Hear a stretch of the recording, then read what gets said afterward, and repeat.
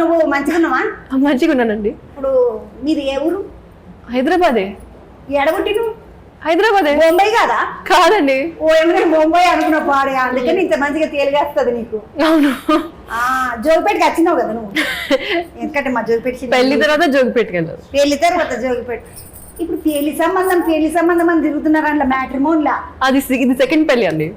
కాదు, ఇప్పుడు అందులో అయితే మా పాటి సినిమా యాక్టర్లు మస్తు చేసుకుంటారండి. అంటే సినిమాలో అలా తల్లినీయంగా కాదు, పుస్తకం సినిమాలో ఇట్లా అన్నది చంద్ర వాళ్ళు మళ్ళీ నన్ను ఎంతకేసి కిందికేసి రాస్తుంటారు అందులో యూట్యూబ్లో. నీకేం కత్తర్ వచ్చింది అని ఇట్లా రాస్తారు నాకు పుస్తకం ఎందుకు వచ్చింది. సినిమాలలో ఒక సినిమా ఎత్తే ఒక పెళ్లి చేసుకుంటారు, 2 సినిమాలు ఎత్తే 2 పెళ్లిళ్ళు చేసుకుంటారు, అట్లా ఉంటుంది మరి కథ కదా. కానీ పబ్లిక్ అట్లు ఉన్నారు. ఇప్పుడు సినిమాలో మ్యాట్రిమోన్లో రాసి నీ ఫోటో పంపినావు కదా అలా పెళ్లి సంబంధం కోసం, నీకు దొరకకపోయా నా పిల్లగాడు. చూడండి ఏంటి ఎలా చెప్పాలి మీకు నా బాధ అదే కదా. సో పెళ్లి కోసమే మ్యాట్రిమోనీ సైడ్కి వెళ్ళాను. నీకేమైందా? నేను మంచిగా ఎత్తుకెత్తు మంచిగా ఉన్నావు కదా. మీ చుట్టపొల్లలు ఎవరు కూరలు లేకుండేనా?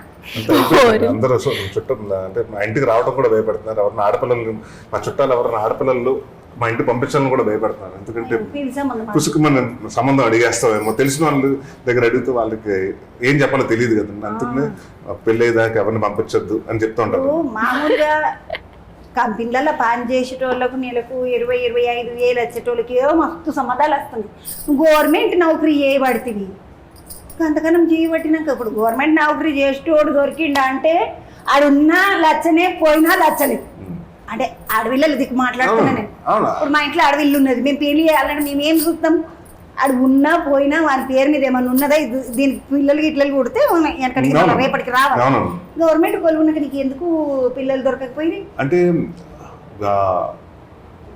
నేను సెటిల్ అయ్యేదాకా పెళ్లి చేసుకోకూడదు అనుకున్నాను. నేను సెటిల్ అయ్యేటప్పుడు ఏజ్ పెరిగింది. ఏజ్ పెరిగేటప్పుడు సంబంధాలు కూడా రావడం తగ్గిపోతాయి కదండి. ఇంకా అక్కడి నుంచి ఆప్షన్స్ లేవు. తెలిసిన చుట్టాలు వాళ్ళందరూ ఎవరి ఇంటికి వెళ్ళినా తలుపులు వేసేస్తున్నారు, అమ్మాయిని అడుగుతారేమో అని. సో వేరే ఇంకొకరి దగ్గరికి వెళ్తే రకరకాల సంబంధాలు పంపిస్తున్నారు. అందుకు నేను కూడా మ్యాట్రిమోనీలో జాయిన్ అయ్యి అక్కడి నుంచి ఎవరన్నా దొరుకుతారు పెళ్లి చేసుకున్నాను అంటే జాయిన్ అయ్యా.